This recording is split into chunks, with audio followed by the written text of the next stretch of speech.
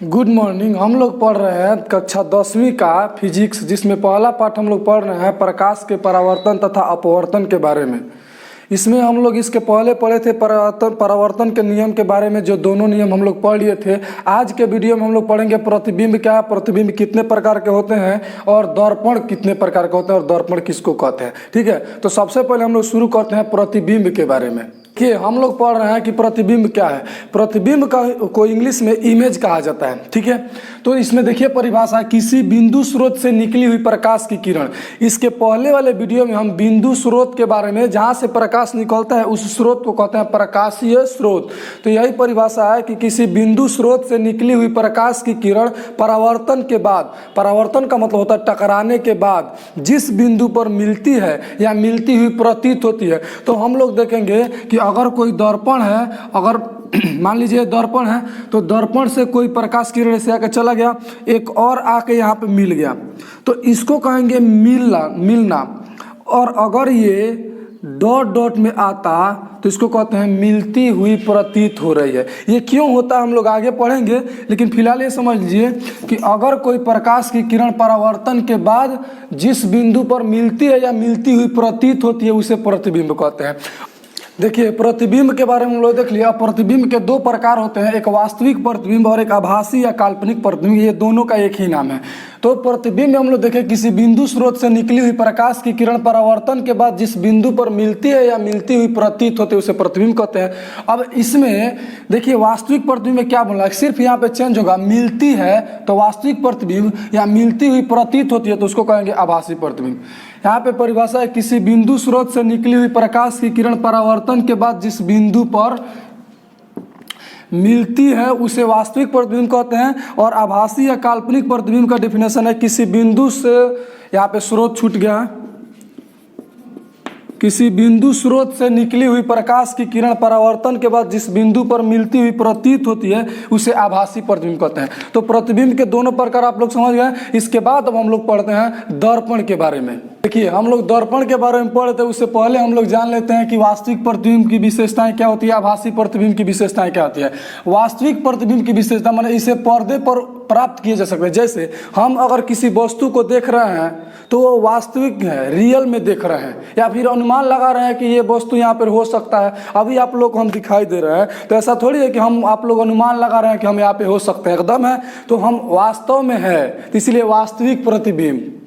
और अगर कल्पना करते या आभास करते तो उसको कहते हैं आभासी प्रतिबिंब। तो वास्तविक प्रतिबिंब की विशेषताएं होती है, पहला होता है इसे पर्दे पर प्राप्त किया जा सकता है, और दूसरा होता है यह हमेशा उल्टा होता है। देखिए, जो वास्तविक प्रतिबिंब होता है वो उल्टा होता है, और जो आभासी प्रतिबिंब होता है वो सीधा होता है। आप कहेंगे जब हम लोग किसी भी वस्तु को देखते हैं तो वास्तविक है तो वो हमें उल्टा दिखाई नहीं देता है, लेकिन वो हमें उल्टा ही दिखाई देता है। हम लोग का ब्रेन जो होता है उसको सीधा करके दिखाता है। हमारे जो आंख में लेंस लगा है, उत्तल लेंस, वो प्रतिबिंब बनाता है वैसा ही उल्टा, लेकिन हमारा ब्रेन उसे क्या करता है, सीधा करके दिखाता है। तो ये दो हो गया।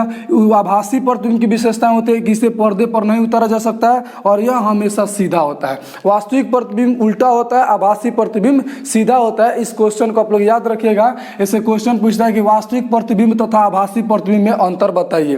ठीक है, अब हम लोग दर्पण के बारे में पढ़ते हैं। देखिए, तो हम लोग दर्पण के बारे में पढ़े थे। दर्पण को इंग्लिश में मिरर कहते हैं।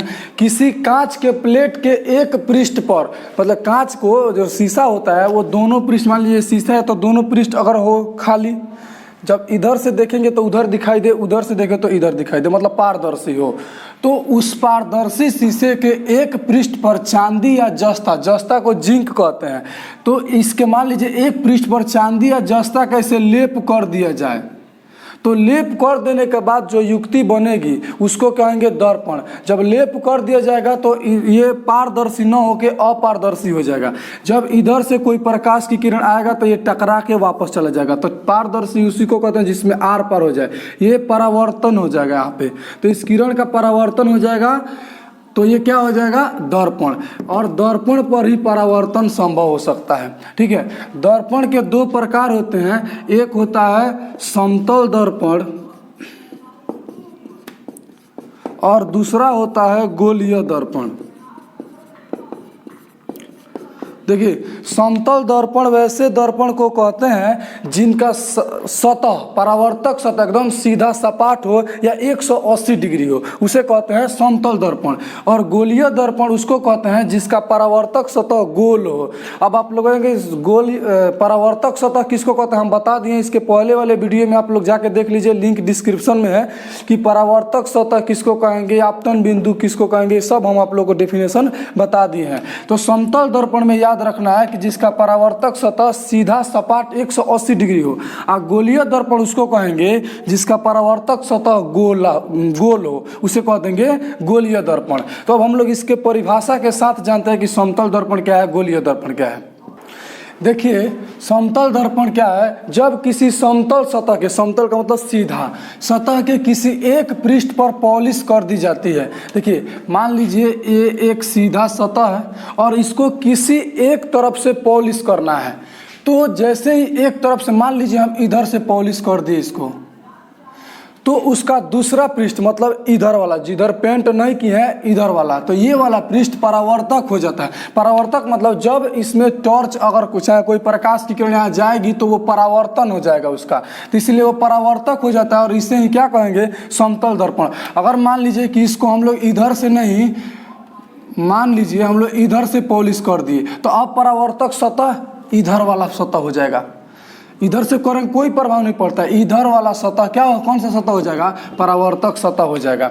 अब समतल दर्पण के बारे में देख लिए। समतल दर्पण की विशेषता होती है, इनमें वस्तु का प्रतिबिंब आभासी और सीधा होता है। अभी इसके जस्ट पहले आपको बताए थे कि जो वस्तु आभासी होता है वही सीधा होता है। दूसरा, वस्तु का आकार तथा प्रतिबिंब का आकार बराबर होता है। आप लोग शीशा के सामने खड़े हो जाए, अपने घरों में जो लगा होता है ड्रेसिंग में या, तो उसमें जैसे हम लोग जितने दूरी पर खड़े होते हैं उतना ही दूरी पर दिखाई देता है, और जितना हाइट हम लोग का है उतना ही हाइट उसमें भी दिखाई देता है। तो अगर वो समतल दर्पण होगा तब वस्तु का आकार हो गया, प्रतिबिंब सदैव दर्पण के पीछे बनता है। अगर मान लीजिए ये हम दर्पण बनाए थे, ये है समतल दर्पण, तो अगर इधर वस्तु को हमेशा दर्पण के सामने रखेंगे और उसका प्रतिबिंब दर्पण के पीछे बनेगा। सभी दर्पण में नहीं, ये भी समतल दर्पण का बात हो रहा है। तो आप लोग सिर्फ इतना याद रखिए कि अगर समतल दर्पण में कोई यहाँ पे वस्तु रखे हैं तो इस वस्तु का प्रतिबिंब इस दर्पण के पीछे माने इधर की ओर बनेगा।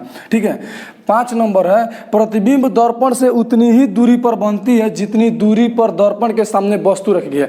और मान लीजिए यहाँ से हम 10 मीटर की दूरी पर रखे हैं तो इसमें प्रतिबिंब भी कितना दूरी पर दिखाएगा, 10 मीटर की दूरी पर ही दिखाएगा। तो ये था समतल दर्पण की विशेषता। ये समतल दर्पण के बारे में हम लोग पढ़ लिए। अब पढ़ते हैं गोलीय दर्पण के बारे में। हम लोग देखते हैं गोलीय दर्पण, तो वैसा दर्पण जिसका परावर्तक सतह गोलीय हो, मतलब जिस पर प्रकाश की किरण आकर टकराए और टकरा के वापस जाए, वो सतह कैसा हो, गोलीय हो, उसे ही गोलीय दर्पण कहता है। पर डेफिनेशन बिल्कुल आसान है। अब गोलीय दर्पण के 2 प्रकार होते हैं। देखिए, आप लोग कितने जगह ऐसे पढ़े भी होंगे कि जो दर्पण होता है वो दर्पण 2 प्रकार के होते हैं, एक समतल दर्पण और एक अवतल दर्पण, को 3 प्रकार के आप लोग पढ़ेंगे। लेकिन ऐसा होता नहीं है, दर्पण 2 ही प्रकार का होता है, एक समतल दर्पण और एक गोलीय दर्पण। और फिर गोलीय दर्पण 2 प्रकार का होता है, एक अवतल दर्पण और एक उत्तल दर्पण। ठीक है। तो हम लोग समतल दर्पण पढ़ लिए, गोलीय दर्पण भी पढ़ लिए। अब इसके प्रकार देखते हैं। तो गोलीय दर्पण में 2 प्रकार के होते हैं। पहला होता है अवतल दर्पण और इसी के साथ दूसरा होता है उत्तल दर्पण। ठीक है। तो अवतल दर्पण उसको कहते हैं जिसका परावर्तक सतह अंदर की ओर धंसा हुआ हो। परावर्तक सतह का मतलब जिधर पेंट नहीं हुआ हो उसको परावर्तक सतह कहेंगे। तो अवतल दर्पण उसको कहेंगे जिसका परावर्तक सतह अंदर की ओर धंसा हुआ हो, और उत्तल दर्पण उसको कहेंगे जिसका परावर्तक सतह बाहर की ओर उठा हुआ हो। अगर अंदर की ओर धंसा हुआ है तो अवतल, बाहर की ओर उठा हुआ है तो उत्तल। चलिए हम लोग इसके डिफिनेशन को देख के और इसका उपयोग भी देखते हैं। देखिए, हम लोग पढ़े थे गोलीय दर्पण 2 प्रकार के होते हैं, एक अवतल दर्पण और एक उत्तल दर्पण। अवतल दर्पण उस दर्पण को कहते हैं जिसका परावर्तक सतह मतलब जिस पर प्रकाश की किरण टकराती हो अंदर की ओर धंसा हुआ हो। देखिए यहाँ पे, वैसा दर्पण जिसका परावर्तक सतह अंदर की ओर धंसा हुआ हो उसे अवतल दर्पण कहते हैं। अब देखिए, गोलीय दर्पण को काट कर 2 दर्पण बनाए, एक अवतल और एक उत्तल। तो अगर मान लीजिए ये एक सतह है और क्या कहा है कि जिसका परावर्तक सतह मतलब जिधर पेंट नहीं करे वो धंसा हुआ हो। तो मान लीजिए अगर हम इधर से पेंट कर दिए, पेंट कर दिए तो अब ये अंदर की ओर देखिए ये धंसा हुआ है, ये धंसा हुआ है।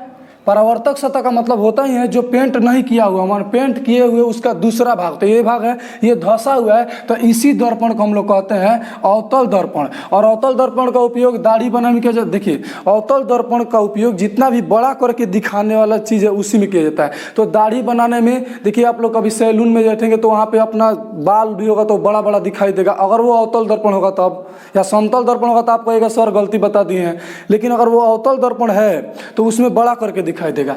या आँख नाक कान दांत जितना भी होता है वो जो डॉक्टर देखते हैं लोग, जैसे कान के अंदर देखना है तो हमें बड़ा करके डॉक्टर को देखना है, और बड़ा करने के लिए ही अवतल दर्पण का उपयोग किया जाता है। कोई भी वस्तु में बड़ा दिखाई दे इसीलिए अवतल दर्पण का उपयोग किया जाता है। उसके बाद होता है हेडलाइट में, हेडलाइट होता है जो गाड़ी के सामने लगाता है, विभिन्न गाड़ियों में हेडलाइट होता है, उसमें कौन सा दर्पण, अवतल दर्पण। इसके बाद देखते हैं उत्तल दर्पण। तो उत्तल दर्पण में जैसे इसका परावर्तक सतह धंसा हुआ था तो उत्तल दर्पण कह दिए, अगर परावर्तक सतह उठा हुआ है तो उत्तल दर्पण कहेंगे, धंसा हुआ है तो अवतल कहेंगे, उठा हुआ तो उत्तल कहेंगे। वैसा दर्पण जिसका परावर्तक सतह बाहर की ओर उठा हुआ हो, देखिए अभी फिर से हम इसमें ऐसे बना ले रहे हैं, लेकिन इधर पेंट उधर करना है जिधर उठा हुआ नहीं हो, मतलब परावर्तक सतह उठा हो तो हम इसको इधर से पेंट करते हैं। तो जैसे ही इधर से पेंट करेंगे तो अब इधर से देखिए उठा हुआ है कि नहीं उठा हुआ है, ये उठा हुआ है, यहाँ पे ये धंसा हुआ था, इधर से उठा हुआ है। तो जब धंसा हुआ था तो अवतल दर्पण, और परावर्तक सतह उठा हुआ है तो उत्तल दर्पण। ठीक है, उत्तल दर्पण का उपयोग साइड मिरर के रूप में किया जाता है। जितने भी गाड़ी होता है जो पीछे देखने के लिए जो शीशा लगा रहता है वो उत्तल दर्पण होता है। अब देखिए जैसे अवतल दर्पण बड़ा करके दिखाता है, उत्तल दर्पण छोटा करके दिखाता है, और अवतल दर्पण में उल्टा प्रतिबिंब बनता है और उत्तल दर्पण में सीधा प्रतिबिंब बनता है, इसीलिए उत्तल दर्पण का उपयोग किया जाता है। कई बार परीक्षा में पूछा जाता है कि साइड मिरर के रूप में उत्तल दर्पण का उपयोग क्यों किया जाता है, क्योंकि उत्तल दर्पण द्वारा बना प्रतिबिंब सीधा और छोटा होता है। अब बताइए अगर हम बाइक चला रहे हैं, कोई पीछे से गाड़ी आ रहा है और बड़ा करके दिखाए, गाड़ी ही नहीं दिखाई देगा, लगे एकदम पास आ गया, तो इसीलिए छोटा करके दिखाई देता है और सीधा दिखाई देता है। कौन सा दर्पण, उत्तल दर्पण, इसीलिए साइड मिरर के रूप में उत्तल दर्पण का उपयोग किया जाता है। तो आज के लिए इतना है, इसके अगले वाले वीडियो में हम लोग इसके बाद आगे पढ़ेंगे।